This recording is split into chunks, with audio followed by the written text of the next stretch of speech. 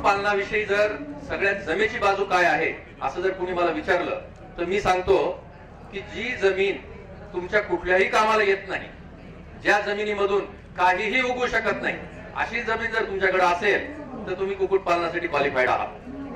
तुम्ही त्या ठिकाणी कुक्कुटपालन करू शकता. आजच्या घडीला सर्वात मोठी आपली समस्या काय आहे की ऍग्रिकल्चर लँड ही नॉन ऍग्रिकल्चर होतीये, त्याच्यामुळे ऍग्रिकल्चर लँड आपल्याकडे कमी होत चाललेली आहे. अशा परिस्थितीमध्ये जर मी तुम्हाला म्हणलं की तुमची जी शेतीसाठी उपयुक्त असलेली जमीन आहे ती मला द्या आणि मी तुम्हाला कुक्कुटपालनामध्ये असं असं तुम्हाला करून देतो, तर कदाचित मी चुकीचा सल्ला देतोय. याचा अर्थ असा नाही की जी शेतीसाठी उपयुक्त जमीन आहे तिथं कुक्कुटपालन करता येत नाही, करता येतं. पण ज्या ठिकाणी तुम्हाला जमिनीमधून काहीही करता येत नाही अशा ठिकाणी जर तुमची जमीन असेल तर त्या ठिकाणी कुक्कुटपालन चांगल्या रीतीने होतं, कमीत कमी पाण्यामध्ये होतं, की जे आज मी तुम्हाला सांगणार आहे. कारण आपले जे दोन मेन कन्स्ट्रेंट आहेत की माझ्याकडे सुपीक जमीन नाही, माझ्याकडे पाणी नाहीये. नॉन इरिगेटेड जमीन आहे, मात्र जमीन आहे तिथे माझं काही पिकत नाही आणि पाण्याची माझ्याकडे जरा व्यवस्था नाहीये, त्यामुळे पाणी माझ्याकडे कमी आहे. अशा वेळी काय करायचं असं कोणी विचारलं तर तो माणूस सक्षम आहे कुक्कुटपालनासाठी.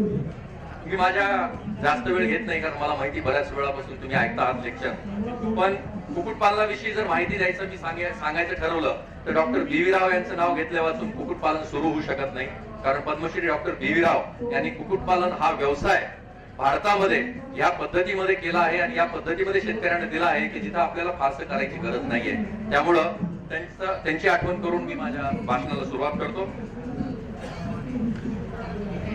मित्रो, कुक्कुटपालन करताना आज जर तुम्ही स्टॉलवर व्हिजिट केली असेल तर तुम्हाला लक्षात आलं असेल की कुक्कुटपालन तर चांगलं दिसतंय, पण कुक्कुटपालन करायचं म्हणजे नेमकं आपण करायचं काय आणि त्यासाठी लागणारी मला गुंतवणूक काय आहे, माझ्याकडे जमीन किती पाहिजे, कुक्कुटपालनाची जोखीम काय आहे, मी काय करू शकतो, मी काय करू शकत नाही, याचं मार्गदर्शन मला कुठे मिळतं, ब्रॉयलरच्या कोंबड्या म्हणजे काय, लेअरच्या कोंबड्या म्हणजे काय, हे असे बरेचसे प्रश्न बिगिनरच्या मनामध्ये जे असतात, जे असायला हवेत, ते प्रश्न कदाचित तुमच्यापैकी बऱ्याच लोकांच्या मनामध्ये असतील आणि त्याची उत्तर आपण घ्यायचा प्रयत्न करूया.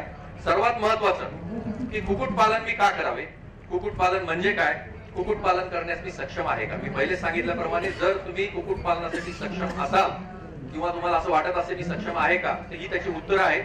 तसेच काही प्रश्न जर म्हणाल तर गुंतवणूक किती करावी लागते, कुक्कुटपालन करण्यासाठी कुठले पर्याय उपलब्ध आहेत, जसं आपण म्हणल्याप्रमाणे ब्रॉयलर आहे, लेअर आहे, क्वेल्स आहे, ब्रीडर आहे, हॅचरी आहे, याच्यापैकी एवढे पर्याय असताना नेमकं मी काय करायचं, लेअर व ब्रॉयलर फार्मिंग मध्ये फरक काय, कुक्कुटपालनामध्ये जोखीम काय, असे बरेचसे प्रश्न बिगिनरच्या मनामध्ये असतात ज्याची उत्तरं मी आज कदाचित सोप्या भाषेमध्ये तुम्हाला द्यायचा प्रयत्न करीन. सर्वात महत्वाचं याचे जर उत्तर आपण घ्यायचा प्रयत्न केला तर पहिली महत्वाची गोष्ट आहे की मला प्राणी अथवा पक्षी पालनामध्ये आवड असेल आणि यामध्ये काही करायची इच्छा असेल आणि माझ्याकडे साधारणतः 5 ते 10,000 स्क्वेअर फूट, जास्त नकोय, तुमच्याकडे एकर जमीन असेल तर वेल अँड गुड, पण 5 ते 10,000 स्क्वेअर फूट स्वतःची किंवा भाडे तत्वावरील जमीन आणि मला कमीत कमी 1,000 रुपये रोज मिळवायची जर इच्छा असेल तर तुम्ही कुक्कुटपालन मित्र हो करू शकता. त्यामुळे आपण पुढच्या भागाकडे वळूया. डेफिनेशन काय कुक्कुटपालनाची, अत्यंत सोप्या भाषेमध्ये सांगितलं की ब्रॉयलर व लेअर व्यवस्थित प्रकाश, खेळती हवा असलेल्या शेड मध्ये शास्त्रोक्त पद्धतीने केलेलं म्हणजे कुक्कुटपालन. अशा पद्धतीचा तुम्ही फार्म कदाचित बघितला असेल तर असा फार्म, याच्यामध्ये काय दिसतंय तुम्हाला की कोंबड्यांना जागा व्यवस्थित दिलेली आहे, हवा व्यवस्थित खेळती आहे, उजेड आहे आणि त्या पद्धतीने त्यांनी ब्रॉयलर फार्मिंग केलेलं आहे. हा लेअर फार्म आहे, मोठा फार्म आहे, याच्यामध्ये केजेस आहेत, पण पहिला जो बघितलेला आपण तो ब्रॉयलर फार्म. त्यामध्ये होतं काय की ग्रामीण भागामध्ये नवीन नवीन रोजगार निर्मिती होतीये, शास्त्रीय पद्धतीनुसार कमीत कमी किमतीमध्ये तयार होत आहेत प्रथिने, तसेच जागतिक तुलनेत भारतात उत्पादन खर्च कमी येतो आणि त्याचमुळे भविष्यामध्ये यामध्ये फार मोठ्या निर्यातीच्या संधी आहेत आणि शेतीसाठी हा अत्यंत पूरक व्यवसाय आहे. बऱ्याच वेळा आम्हाला असं दिसून आलं की मी म्हणतो शेतीसाठी हा पूरक व्यवसाय आहे, पण बऱ्याच वेळा असं होतं की शेतकऱ्यांनी एक शेड टाकलेलं आहे, त्याची साधारणतः अर्धा एकर जमीन आहे जिथं तो शेती करतोय, कालांतराने तो असं करतो की ते अर्धा एकर शेतीमधलं उत्पन्न आणि शेड मधलं उत्पन्न ह्या दोन्हीचं जेव्हा कंपॅरिझन करतो त्यावेळेस त्याला लक्षात येतं की अर्धा एकर मध्ये मला जे मिळतंय त्याच्यापेक्षा कितीतरी जास्त मला ह्या अर्धा एकर केलेल्या कुक्कुटपालनामध्ये मिळतंय. त्यामुळे तो कम्प्लीट कन्वर्ट करतो, अर्धा एकरचं पाऊण एकर करतो, कदाचित कम्प्लीट 1 एकर मध्ये तो कुक्कुटपालन करतो. त्यामुळं शेतीला हा जोडधंदा राहिलेला नाहीये, तर कुक्कुटपालनाला शेती हा जोडधंदा झालेला आहे, असं मी बऱ्याच वेळा सांगतोय आणि ते खरं आहे. तसेच छोट्या प्रमाणावरील व्यवसाय घरगुती पद्धतीने केल्यास अधिक फायदेशीर आणि आज आपण रासायनिक खताला पर्याय काय, तर त्यासाठी कुक्कुटपालन आणि पोल्ट्री मॅन्युअर हा अत्यंत चांगला पर्याय आहे. वाढत्या लोकसंख्येच्या अन्नाची गरज, तसेच अंडी व चिकनमुळे ग्रामीण व आदिवासी भागात कुपोषणासारख्या समस्यावर यशस्वीरित्या मात करता येते.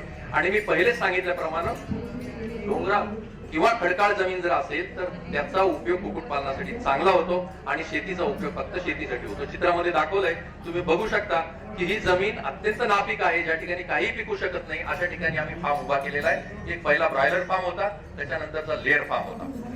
जसं मी तुम्हाला सांगितलं की दोन प्रकारच्या शाखा आहेत कुक्कुटपालनाच्या, एक लेअर फार्मिंग ज्याला अंड्यावरचा पक्षी म्हणतो आणि दुसरं ब्रॉयलर फार्मिंग ज्याला मांसाचा पक्षी म्हणतो.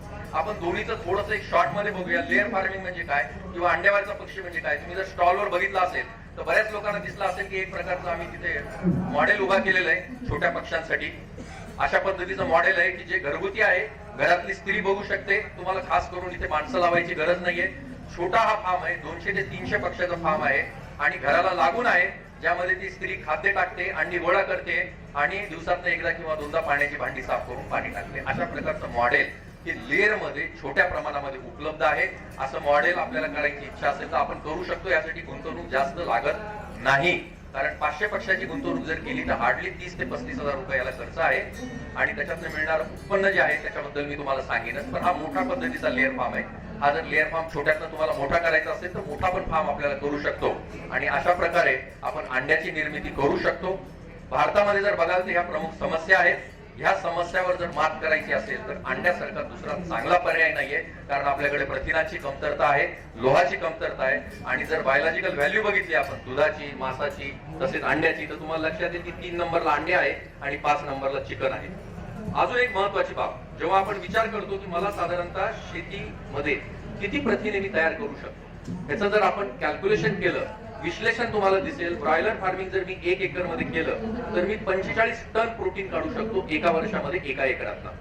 मी लेअर फार्मिंग केलं जर 1 वर्षामध्ये एका एकर मध्ये तर वर्षाला मला 28 टन प्रोटीन मिळतं. आणि सर्वात चांगला प्रथिने जर व्हेजिटेबल सोर्स मध्ये कुठला असेल तर सोयाबीन आहे. एका एकर मध्ये तुम्ही शेतकरी आहे, तुम्हाला मला सांगायची गरज नाहीये की एका एकर मध्ये आपण सोयाबीन किती पिकू शकतो वर्षभरामध्ये.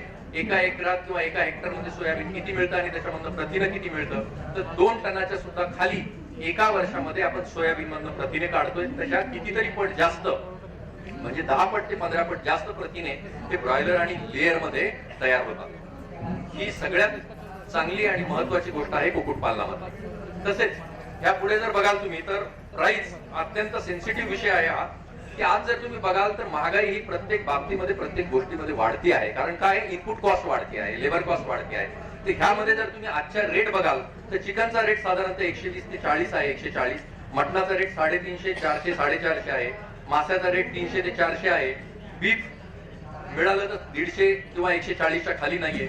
या सगळ्या गोष्टी जर बघाल तुम्ही तर सगळ्यात उत्कृष्ट सायंटिफिक रित्या जर चांगले कुठले असतील प्रथिने तर ते चिकन आणि अंड्याचे आहेत आणि स्वस्तात पण आहेत. हा एक महत्वाचा भाग. आपण ह्यामध्ये बघूया की आज जर प्रोटीन सोर्स काढला आपण तर प्रोटीनचं पर युनिट कॉस्ट काय येते. त्याच्यामध्ये पण तुम्हाला दिसेल की चिकन आणि अंड्यामध्ये साधारणतः 54 पैसे किंवा 75 पैसे एका युनिटला येते प्रोटीनचे आणि बाकी सगळ्यांना जास्त कॉस्ट येते. सर्वात शॉर्ट मध्ये सांगायचं तर अंडे हे निसर्गाने दिलेले सर्वोत्तम भेसळमुक्त पोषण आहे आणि आवश्यक ती सर्व जीवनसत्वे माणसाला अंड्यामधून मिळतात. हा परिपूर्ण आहार आहे आणि हे प्रथिने जे आहेत ते सर्वात जास्त महत्वाची व उत्तम दर्जाचे आहेत. आईच्या दुधानंतर जर दुसऱ्या नंबरला काय असेल तर ते आहे अंड. हे त्याचे काही कॉम्पोनंट आहेत, त्याच्या डिटेलमध्ये मी काही जात नाही, पण सांगायचा उद्देश अंड्यामध्ये सर्व गोष्टी आहेत, उत्कृष्ट प्रतीचे प्रथिने आहेत आणि कमीत कमी खर्चामध्ये तयार होतो. दूरगामी फायदा देणारा व्यवसाय आहे. ग्रामीण भागात या व्यवसायास चांगला वाव आहे. तसेच यामध्ये जर आपण इकॉनॉमिक्स बघाल लेअर फार्मिंगचं तर आपल्याला 2 प्रकारचं लेअर फार्मिंग करता येतं. एक व्यक्तिगतरित्या कुक्कुट केलं जाणारं स्थावर भांडवल लागणारा व्यवसाय आहे व फारसा चढ उतार न होणारा व्यवसाय आहे. मात्र यात महत्वाची गोष्ट आहे की 2 प्रकार आहे त्याच्यामध्ये. एक तर तुम्ही पिल्ल घेऊन संगोपन करू शकता आणि लेअर तयार करू शकता आणि दुसऱ्या पद्धतीचं फार्मिंग म्हणजे रेडीमेड पुलेट, जे आज तुम्ही तिथे मॉडेल बघाल आपल्या स्टॉलमध्ये तर तुम्हाला दिसेल तिथे की एक आम्ही कुक्कुटपालनासाठी एक युनिट उभा केलेलं आहे. ते 24 पक्षाचं युनिट आहे, पण त्या 24चं 240 करता येतं, त्या 240चं तुम्हाला 500 करता येतं, 1000 करता येतं. असं रेडीमेड मॉडेल तुम्हाला मिळतं. ते मॉडेल आपल्या जागेनुसार ऑर्डर करायचं आणि पक्षी रेडीमेड मिळतात 15 आठवड्याचे. ते पक्षी ऑर्डर करायचे. 15 आठवड्याचे पक्षी तुमच्याकडे आले की आपल्याला दुसऱ्या ते तिसऱ्या आठवड्यापासून पक्षाला फीड टाकलं की त्यापासून तुम्हाला 17-18 आठवड्यापासून अंडे मिळणं चालू होतं. त्यामुळे संगोपन हा विषय तुमच्यासाठी जो की सर्वात महत्वाचा होता आणि सर्वात क्रुशियल होता तो आम्ही त्यातनं बाजूला केलेला आहे. रेडीमेड पक्षी तयार करतोय आणि फार्मरना रेडीमेड पक्षी आणि ते मॉडेल हे आम्ही उपलब्ध करून दिलेलं आहे. त्यामुळे त्याला फार चांगला प्रतिसाद आहे. म्हणून आम्ही हा विदर्भात खास करून अॅग्रोव्हिजनचा प्लॅटफॉर्म हा त्यासाठी निवडला आणि तिथे तुम्हाला ती मॉडेल उभा केलेलं आहे, दाखवलेलं आहे. जसं आपण म्हणतो की 100 पक्षी, 500 पक्षी, 1000 पक्षी ते 5000 हे छोटे फार्म्स आहेत. मध्यम फार्म 6000 ते 20000 आणि 20000च्या वरचा जो आहे तो मोठा फार्म आहे. आपण याचं इकॉनॉमिक्स बऱ्याच वेळा मी सांगितलेलं आहे, आज परत एकदा सांगतो इकॉनॉमिक्स. हे इकॉनॉमिक्स काय आहे तर शेडचं बांधकाम जर 1000 पक्षाचा फार्म आपल्याला करायचा असेल तर साधारणतः 200 रुपये प्रति पक्षी इतका शेडच्या बांधकामाला खर्च येतो, जो की 2 लाख आहे. 90 रुपये पिंजऱ्याचा खर्च आहे की जो 90,000 आहे. इतर खर्च 10,000 पकडला तर असा मिळून 3 लाख रुपये हा कॅपिटल इन्व्हेस्टमेंट साठी जाणारा आपला खर्च आहे. तसेच आपल्याला 180 रुपयाला एक पक्षी मिळतो. या हिशोबाने जर 1000 पक्षी आपण घेतले ते 1,80,000चे पक्षी आले, म्हणजे 4,80,000 इतकी गुंतवणूक केल्यानंतर आपल्याला 1000चा फार्म तयार होतो. त्याच्या खालची गुंतवणूक मी काय दाखवली आहे की रिकरिंग गुंतवणूक आहे, ज्यामध्ये आपल्याला रोज फीड लागणार आहे. पण ही गुंतवणूक आपल्याला एकदम करायची नाहीये. ही गुंतवणूक कशी करायची आहे तर आपल्याला जे रोज अंडे मिळणार आहेत ते अंडे आपण विक्री करणार आणि त्या विक्री करून आलेल्या पैशातनं आपण त्याला खाद्य देणार आहोत. त्यामुळे हा मी पूर्ण वर्षभराचा खर्च काढलेला आहे, पण हा एकदम लागणार नाही आपल्याला. 6,97,000 जो खर्च आहे तो आपल्याला एकदम लागणार नाहीये. हा रिकरिंग किंवा रेग्युलर लागणारा खर्च आहे. हा जर तुम्ही डिवाइड केला तर पहिले 3 आठवड्याचा फक्त खर्च किंवा एका महिन्याचा खर्च पकडा. हा 12 महिन्याचा मी खर्च पकडलाय, म्हणजे 50,000 रुपये त्याच्यात जास्तीत जास्त ऍड करा. 3,80,000, 4,80,000 प्लस 50,000 असं म्हणून एवढा जर आपण रक्कम उभी केली की ज्यामध्ये बँक आपल्याला 75% लोन द्यायला तयार आहे किंवा आपल्या जवळ जर व्यवस्था असेल तर आपण ते पैसे टाकले तर 1000चं युनिट उभा होऊ शकतो. त्याच्या मल्टिप्लिकेशन मध्ये तुम्ही वाढवू शकता किंवा त्याच्या मल्टिप्लिकेशन डिव्हिजन मध्ये तुम्ही कमी करू शकता. म्हणजे जर 100 पक्षाचं युनिट पाहिजे असेल तर जेवढी रक्कम आली त्याच्या भागीले 100 केलं, 10 केलं तर तुम्हाला 100 पक्षासाठीचा खर्च कळेल. आता ह्याच्यातनं मिळणारं उत्पन्न काय आपल्याला? उत्पन्न असं आहे की 8% वर्षूक वजा जाता आपल्याला मिळणार आहे 320 अंडी. हे 330 पण मिळतात, 335 पण मिळतात, पण आपण 320 ऍव्हरेज साठी पकडलंय. तिथे मिनिमम दाखवले आणि 310 अंडी की जे कमीत कमी मिळतात. म्हणजे असं गृहीत धरा की आपण नवीन आहोत, कुठेतरी थोड्याफार जरी चुका झाल्या तरी 310 अंडी तुम्हाला मिळणार आहेत, म्हणून तिथे 310 लिहिलेले आहे. तर हे 320 अंडे प्रति पक्षी जर मिळाली तर 9,71,000 रुपयाचं आपलं इन्कम झालंय, जे मी फार कमी दाखवले 3 रुपये 30 पैसे. आपण जर बाजारात जाल तर तुम्हाला लक्षात येईल की 4.5 रुपये ते 5 रुपयाला आणलंय. फक्त मी 3 रुपये 30 पैसे दाखवलंय, कारण काय आहे कमीत कमी मध्ये दाखवलंय मी. असं होत नाही. बऱ्याच वेळा काय होतं की आपण दाखवताना खूप जास्त दाखवतो आणि मग नंतर आपला अपेक्षा बंद होतो की आपण साहेब तुम्ही तर तिथे मला 1 लाख रुपये इन्कम दाखवलं होतं, मग मला तर 50,000 मिळालं, पण मी तर 30,000 दाखवलं तुम्हाला 50 मिळालं तर कदाचित तुमचा हुरूप वाढेल. म्हणून जर टोटल खर्च काढला तर 9,71,000 रुपयाचं आपल्याला इन्कम मिळालं आणि जो खर्च झालाय तो 9,47,000चा झालाय. खत व इतर उत्पन्न अत्यंत महत्वाचं की खताचं उत्पन्न खूप चांगलं मिळतं. ब्रॉयलर असो लेअर असो 15,000 रुपयाचं मिळतं. गज पक्षी विक्री केल्यानंतर 64,000 मिळतात. असं मिळून 10,50,000चं ग्रॉस इन्कम आपल्याला मिळालंय आणि 1,03,000चा फायदा झालेला आहे आपल्याला 1000 पक्षामागे. म्हणजेच कमीत कमी 80 रुपये ते 100 रुपये पक्षामागे मिळणार. म्हणजे तुम्ही जर 50 पक्षाचं मॉडेल केलं तर 50 पक्षामागे तुम्ही 100 रुपये कमीत कमी पकडा. जे कदाचित रिटेलिंग कराल तर तुम्हाला 100चे 150 पण मिळतील, पण मी ते दाखवताना कमी दाखवतो. तर हे झालं इकॉनॉमिक्स लेअरचं. हे शॉर्ट मध्ये मी तुम्हाला दाखवलंय. याच्यामध्ये बऱ्याचशा गोष्टी आपल्याला बोलता येण्यासारख्या आहेत, करता येण्यासारख्या आहेत. तुम्हाला कुठल्याही प्रकारची शंका जर असेल तर तुम्ही ती शंका आयदर आम्हाला विचारू शकता किंवा स्टॉलवर आमचे रिप्रेझेंटेटिव्ह आहेत त्यांनाही विचारू शकता. तर लेअर फार्मिंग नंतर मी आता ब्रॉयलर फार्मिंग कडे वळतोय. मला माहिती वेळ कमी आहे, मी जास्त वेळ तुमचा घेणार नाहीये, पण ब्रॉयलर फार्मिंग विषयी आपण माहिती करून घेऊया की ब्रॉयलर फार्मिंग काय आहे, कशा पद्धतीने करता येतात किंवा कुठले कुठले पर्याय ब्रॉयलर फार्मिंग साठी उपलब्ध आहेत. अशा पद्धतीचं ब्रॉयलर फार्मिंग असतं. हे चित्रामध्ये दाखवलंय, तुम्हाला लक्षात येईल की छोटे फार्म, मोठे फार्म. हे थोड्याशा मोठ्या प्रमाणावर गेल्यानंतर आपण काय करतो, क्लिनिंग आणि डिसइन्फेक्शन इथे रेग्युलर करतो. जिथे दुवारा करतात, फ्युमिगेशन करतात, तिथे तुम्हाला लक्षात येईल. पण छोट्या प्रमाणावर असेल तर कदाचित तुम्ही घरगुती जशा पद्धतीने क्लिनिंग करता तशा पद्धतीने जर केलं तरी सुद्धा चालण्यासारखं आहे. पण जेवढा फार्म मोठा होईल तेवढे यंत्र उपलब्ध झाले, त्या प्रकारची यंत्र आपण वापरतो. अशा पद्धतीचे पिल्ल जे आहेत ते हॅचरीकडनं तुमच्या घरात फार्म पर्यंत येतात आणि ह्या पिल्लासाठी लागणारं ब्रुडिंग जे आहे ते अशा पद्धतीने आपण ब्रुडिंग करतो. हे साधारणतः 300 ते 400 पक्षासाठी एक वावर केलेला आहे. हा का केलेला आहे तर पक्षाला इनिशियली उष्णता जास्त लागते, त्यामुळे कमीत कमी जागेत पक्षी ठेवायचे. पक्षी आल्यानंतर थोडं पाणी पाजायचं पक्षाला आणि पक्षी सोडायचे आणि तिथं खाद्य टाकायचं. एवढं जर केलं तर इतकं सोपं हे ब्रॉयलर फार्मिंग आहे. जर आपण ज्या लोकांनी बघितलं नसेल त्यांच्यासाठी मी हे दाखवलं. हे गॅस ब्रूडर आहे.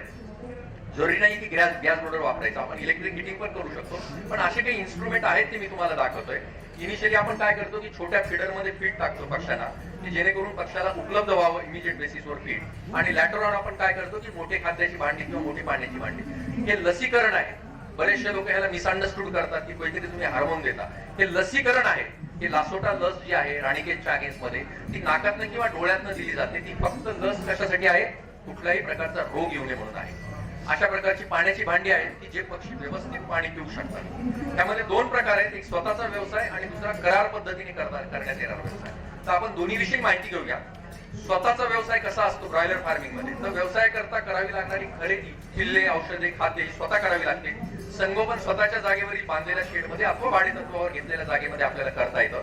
500, 1000, 2000, 5000, 10000, 20000 जेवढी तुमची इन्व्हेस्टमेंट किंवा लँडची कॅपॅसिटी असेल त्याप्रमाणे आपण करू शकतो. स्वतः लक्ष घालून करावा लागणारा व्यवसाय. विक्री ग्रामीण अथवा शहरी भागात मागणी आणि पुरवठ्यानुसार. बाजार भाव ज्याप्रमाणे चेंज होतो त्याप्रमाणे चढ उतार यामध्ये होतात रेटमध्ये.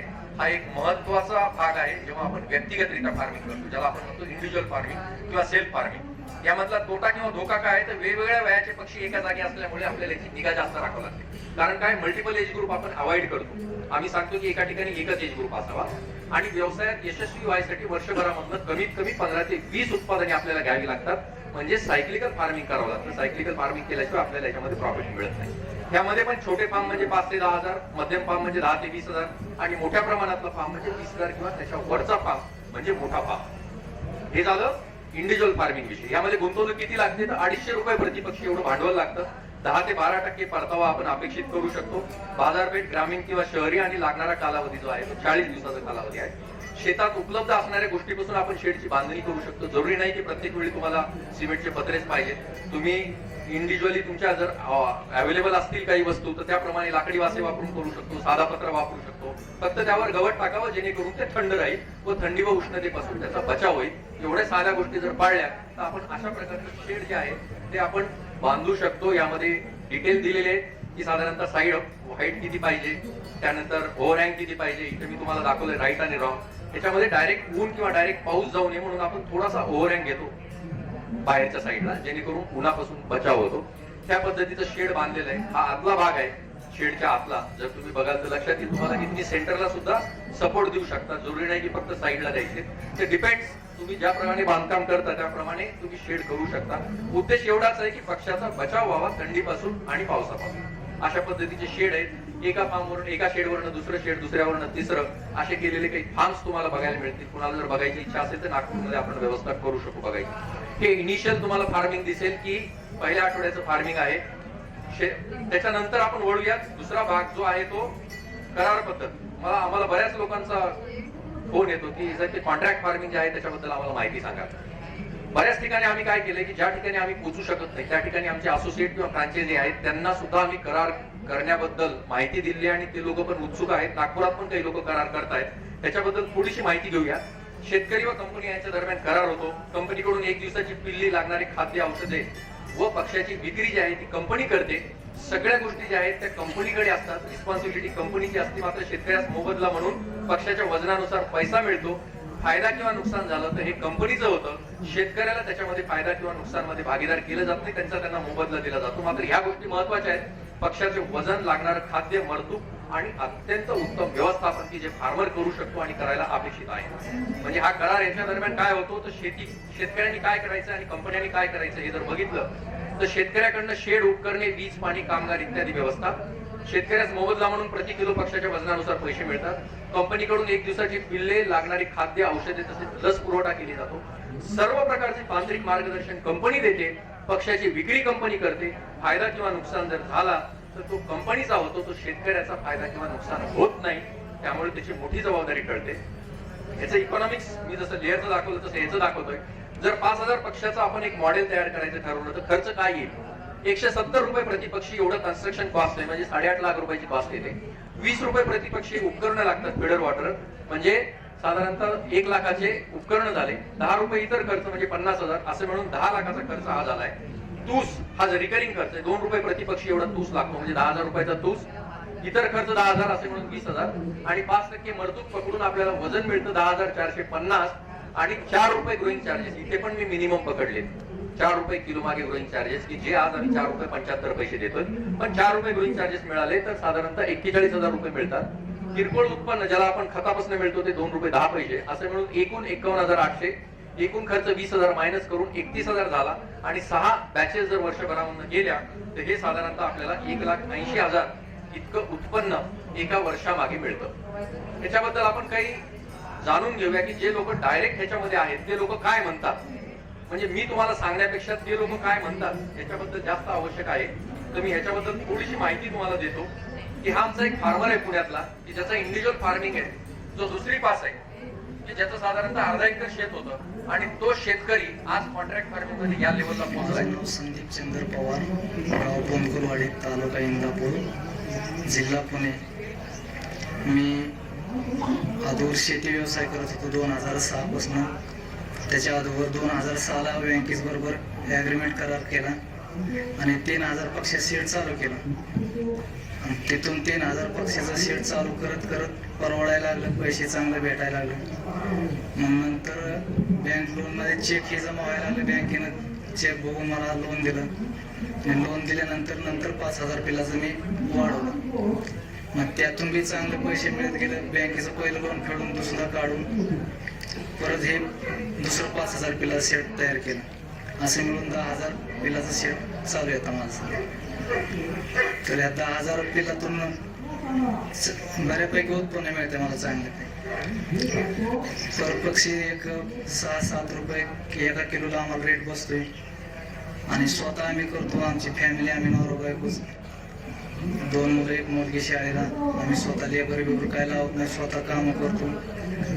स्वच्छता हे स्वतः ठेवून व्यवस्थित सगळं काम करतो. मी 2006 मध्ये बँकेच बरोबर करार केला ॲग्रीमेंट.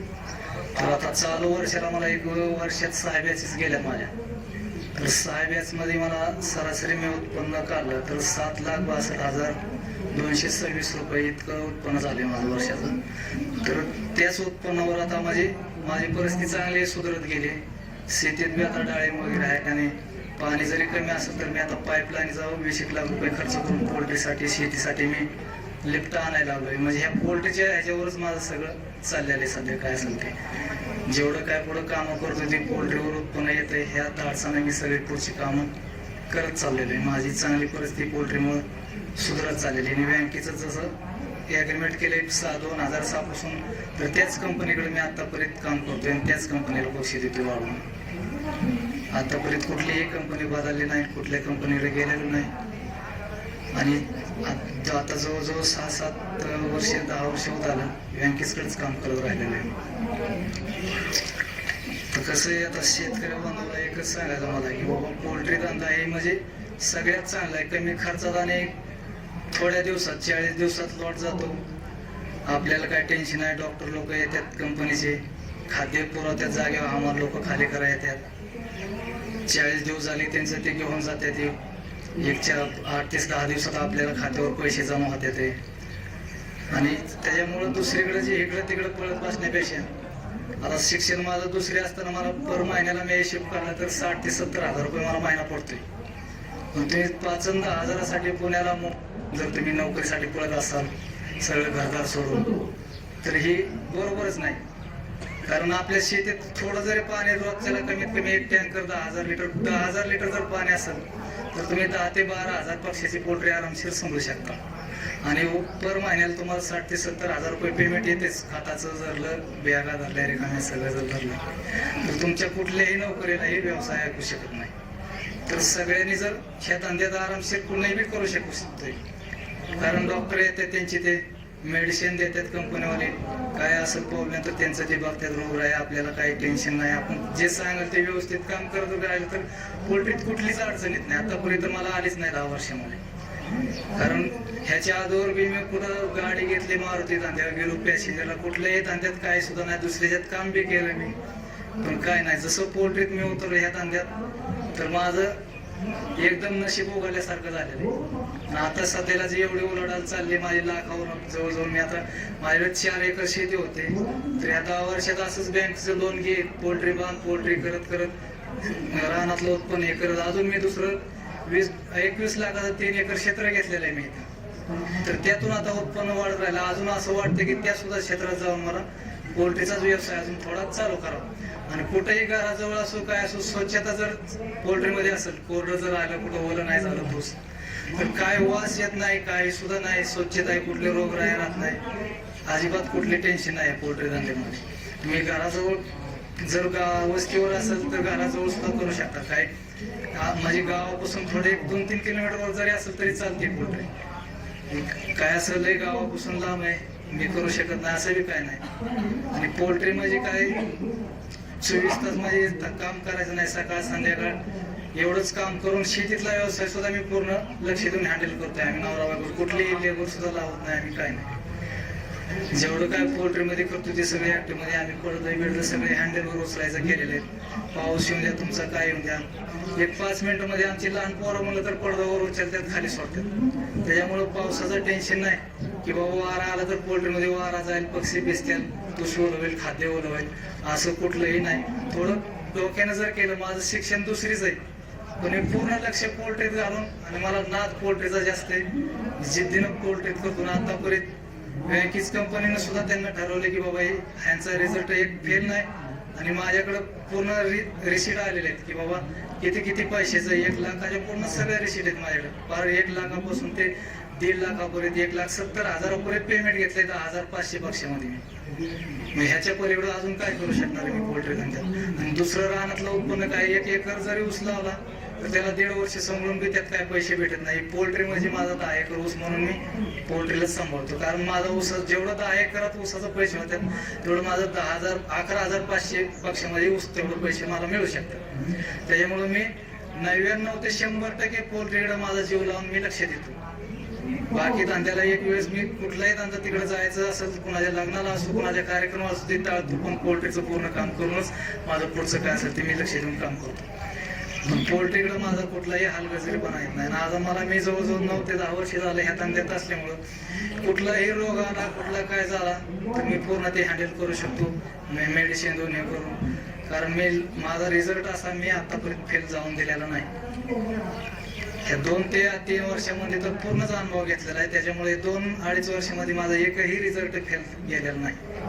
पूर्ण प्लस मध्ये जगून मायनस मध्ये त्यांच्या ह्याच्यामध्ये तर नाहीच. जे कंपनीचा 4 रुपये 75 पैसे आता रेट झालेला आहे, तर आम्हाला पर केजी 6 रुपये 6.5-7 रुपयापर्यंत रेट बसतात.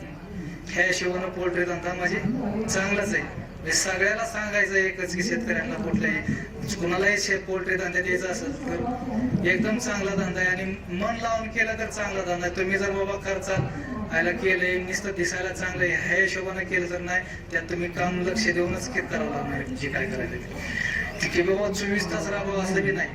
सकाळ संध्याकाळ करून तुम्ही दुसरं शेतीतलं बी बघू लागतं. तुम्हाला शेतीत खताचा बी फायदा होतोय. आता माझ्या डाळिंब तोडायचं हे चालेल, डाळिंबाला खताचा उपयोग होतोय भरपूर ह्याचा.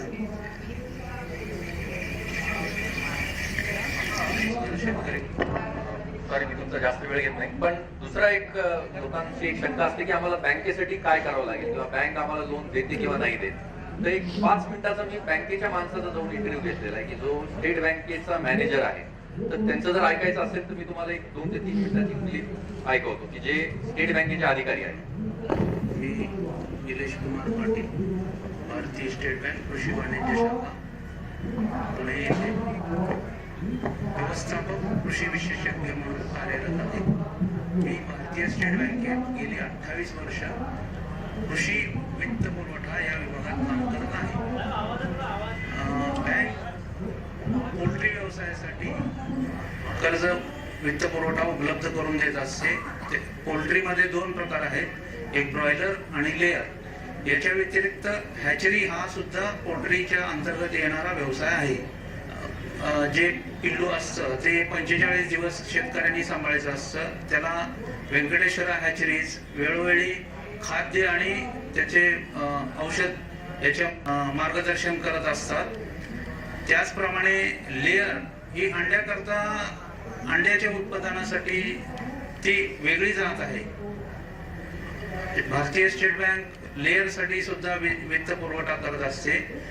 वित्त पुरवठा करत असताना जे लागणारे कागदपत्र आहेत ती शेतकऱ्यांनी त्याची पूर्तता करायची असते. त्याच्यामध्ये त्याच्या शेतीचा उतारा, त्यानंतर पाणी उपलब्ध आहे त्याच्याबद्दलची माहिती, आणि त्याकरता विद्युत पुरवठा सुद्धा आवश्यक आहे.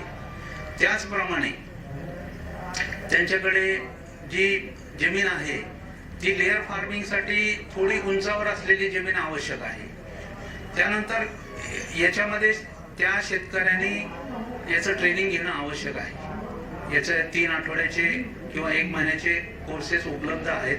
ते सरकारमान्य कोर्सेसमधून शेतकऱ्यांनी त्याचं माहिती घेणं आणि जे सध्याचे फार्म आहेत त्याच्यामध्ये जाऊन स्वतः प्रॅक्टिकल अनुभव घेणं आवश्यक आहे.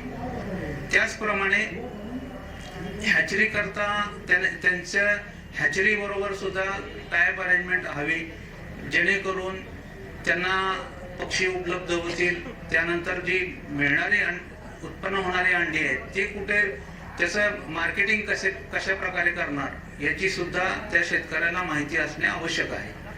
त्याचप्रमाणे या कर्जासाठी जर जामीनदार आवश्यक असेल तर जामीनदाराचे सुद्धा कागदपत्र देणे आवश्यक असते.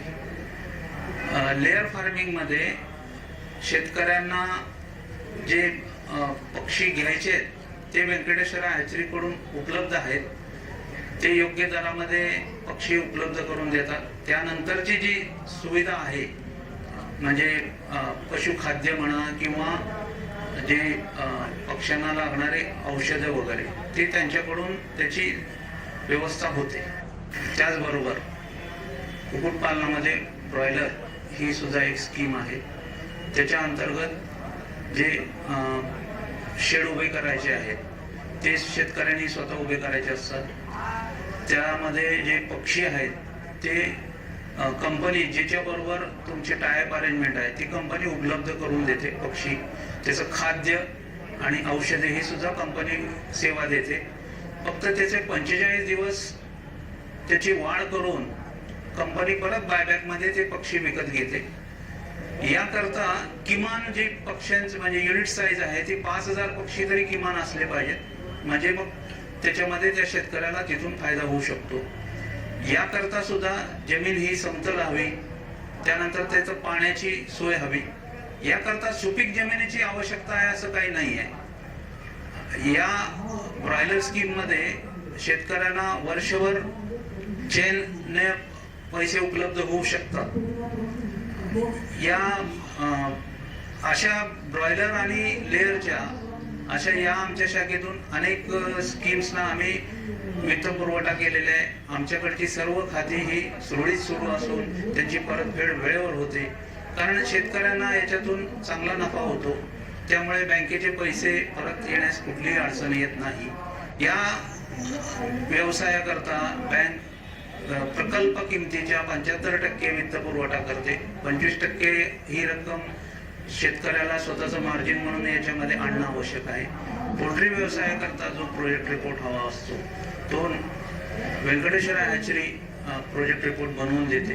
त्या प्रोजेक्ट रिपोर्टला नाबार्डची मान्यता आहे. सदर प्रोजेक्ट रिपोर्ट बँकेत आपण सादर केल्यास आपणास वित्त पुरवठा मिळण्यास कुठलीही अडचण येत नाही. व्यंकटेश्वर हॅचरीज तसेच वेंकीज इंडिया लिमिटेड ही मागील 40 वर्षापासून कुक्कुटपालन या व्यवसायात कार्यरत आहे. कॉन्ट्रॅक्ट फार्मिंग किंवा कंत्राटद्वारे कुक्कुटपालन या व्यवसायामध्ये व्यंकटेश्वर हॅचरीजने 20 वर्षापूर्वी पदार्पण केले आहे. 20 वर्षापासून आज तागायत कुक्कुटपालन या व्यवसायाचा वेग हा साधारणतः 7% ते 15% इतका आहे.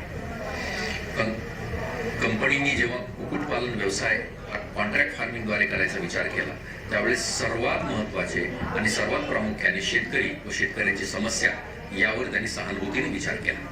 यामध्ये असं लक्षात आलं की बरेचसे शेतकरी ज्यांच्याकडे स्वतःची जमीन आहे, जे स्वतः शेती करत आहेत, पण काही कारणास्तव जर पावसाने त्यांच्याकडे पाठ फिरवली तर बऱ्याचशा शेतकऱ्यांना हातबल व्हावे लागते व वर्षाअखेरीस त्यांना साधारणतः 2000 ते 3000 रुपये सुद्धा महिना मिळू नये अशी इतकी बिकट अवस्था किंवा बिकट परिस्थिती आज महाराष्ट्रामध्ये किंवा इतर काही भागामध्ये आम्हाला बघण्यात आली. त्यामुळे आम्ही असा विचार केला की का कुक्कुटपालन हा व्यवसाय ह्या लोकांच्यापर्यंत पोहोचू नये का कुक्कुटपालन व्यवसायाच्या जमेच्या बाजू ह्या लोकांना समजावून सांगू नये. असे करून आम्हाला लक्षात आले की शेतकऱ्यांच्या ज्या जमेच्या बाजू आहेत त्या नक्कीच कंपन्यांच्या कमकुवत बाजू आहेत आणि कंपन्यांच्या ज्या जमेच्या बाजू आहेत त्या शेतकऱ्यांच्या कमकुवत बाजू आहेत. थोडंसं विश्लेषण करून मी सांगतो. शेतकऱ्यांच्या जमेच्या बाजू काय आहेत, तर शेतकरी महाराष्ट्रातला असो किंवा कुठल्याही भागातला असो हा मेहनतीला कमी पडत नाही. ही शेतकऱ्यांची सगळ्यात मोठी जमेची बाब आहे. दुसरी जमेची बाब काय, शेतकऱ्यांच्याकडे स्वतःची शेती आहे, मात्र त्याला बिझनेस कुठला करावा शेती सोडून त्यांनी कधी आजपर्यंत विचार केलेला नाही. पण त्याला जर शेती सारखाच एक शेतीचा जोडधंदा ज्याला आपण कुक्कुटपालन हे न्यावली आणि हे जर आपण त्यांच्यापर्यंत पोहोचवलं तर शेतकरी हा निश्चित तिथे घाम गाळेल आणि जी आम्हाला अपेक्षा आहे त्याच्यापेक्षाही चांगले रिझल्ट किंवा चांगलं उत्पादन हा शेतकरी आमच्यापर्यंत पोहोचवेल, ज्याचा फायदा कंपनीला तर होईलच होईल पण सगळ्यात जास्त फायदा हा त्या शेतकऱ्याला होईल. कुठल्याही धंद्यामध्ये दोन प्रकार असतात. एक प्रकार म्हणजे कॅपिटल इन्व्हेस्टमेंट आणि वर्किंग कॅपिटल टाकून केलेला धंदा आणि दुसरा धंदा हा फक्त वर्किंग कॅपिटल करून टाकलेला धंदा. कॉन्ट्रॅक्ट फार्मिंग मध्ये आम्ही काय केलं, कॅपिटल इन्व्हेस्टमेंट आणि वर्किंग कॅपिटल ह्याची सरळ सरळ विभागणी करून टाकली. वर्किंग कॅपिटल की जी शेतकऱ्यांची कमकुवत बाजू आहे की माझ्याकडे पैसे नाहीयेत, मला उद्या जर तोटा झाला तर मी काय करायचं, तोटा झाल्यानंतर परत पैसे कुठून टाकायचं, हा प्रकार आम्ही कम्प्लिटली शेतकऱ्यांच्या डोक्यातून काढून टाकला. म्हणजेच काय केलं की वर्किंग कॅपिटल, नफा, नुकसान, मार्केटमधली अनिश्चितता ही सगळी कंपनीने स्वतःच्या डोक्यावर घेतली आणि शेतकऱ्यांना काय सांगितलं, शेतकऱ्यांची जमेची बाजू आहे की शेतकरी मेहनत करायला तयार आहे, तर फक्त शेतकऱ्यांनी मेहनत करणे, स्वतःचे शेड टाकणे आणि स्वतःचं पिल्ल संगोपन आणि पक्षी संगोपन करणे आणि पक्षी तयार करून चांगल्यात चांगले पक्षी तयार करणे, कमीत कमी खर्चामध्ये तयार करणे आणि ते कंपन्यांना देणे, एवढाच फक्त भाग हा शेतकऱ्यांच्याकडे आम्ही ठेवला. आणि हे जेव्हा आम्ही प्रायोगिक तत्वावर केलं त्यावेळेस आम्हाला असं लक्षात आलं की ज्या पद्धतीने आम्ही पोल्ट्री फार्मिंग करत होतो त्याच्या कितीतरी पद्धतीने चांगले हा शेतकरी पोल्ट्री फार्मिंग करत आहे. आणि शेतकऱ्यांच्या साईजेस कमी असल्यामुळे साधारणतः कंपनीकडे दोन पर्याय होते. एक पर्याय होता स्वतःचं शेड टाकणे आणि सगळं स्वतः करणे आणि दुसरा पर्याय होता कॉन्ट्रॅक्ट फार्मिंग द्वारे शेतकऱ्यांना मोबदला म्हणून काही पैसे देणे आणि त्यांच्याकडनंही रेनिंग करून घेणे.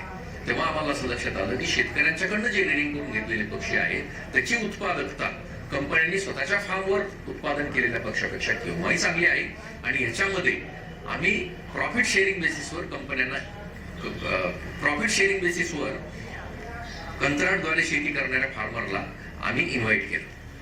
आम्हाला जर 1 रुपया फायदा झाला तर त्यामधले 40 पैसे आम्ही हे शेतकऱ्यांना देतो. म्हणजेच काय, आज जर आम्ही ग्रोईंग चार्जेस 4 रुपये शेतकऱ्यांना देत असू आणि आमची अपेक्षा असेल की साधारणतः 2 किलोचा पक्षी आम्हाला पाहिजे, मात्र शेतकऱ्यांनी 2 किलोच्या बदल्यात आम्हाला जर 2200 ग्रामचा पक्षी दिला आणि आमची प्रोडक्शन कॉस्ट ही साधारणतः 1 रुपयाने खाली आली तर त्या 1 रुपयापैकी आम्ही 40 पैसे सरळ सरळ फार्मरला देऊन टाकतो.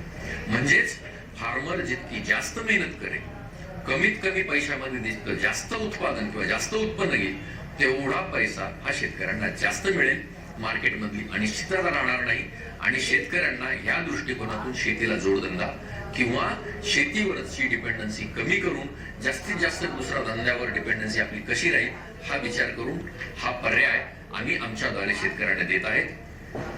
आम्ही इथून पुढे अशी अपेक्षा करतो की ज्या विभागामध्ये आम्ही आता कॉन्ट्रॅक्ट फार्मिंग करत नाहीत, जसे की मराठवाडा, जसे की काही भाग विदर्भ, रायगड, अशा ठिकाणी आम्ही जास्तीत जास्त शेतकऱ्यांना आव्हान करतो की तुम्ही कॉन्ट्रॅक्ट फार्मिंग हा अत्यंत चांगला पर्याय, शेतीला जोडधंदा, शेतीला पर्याय म्हणून तुम्ही स्वीकारावा आणि जितक्या जास्त प्रमाणात तुम्ही याल त्या प्रमाणामध्ये तुम्हाला आज बँका, कंपन्या हे सगळे तुम्हाला मदत करायला तयार आहे.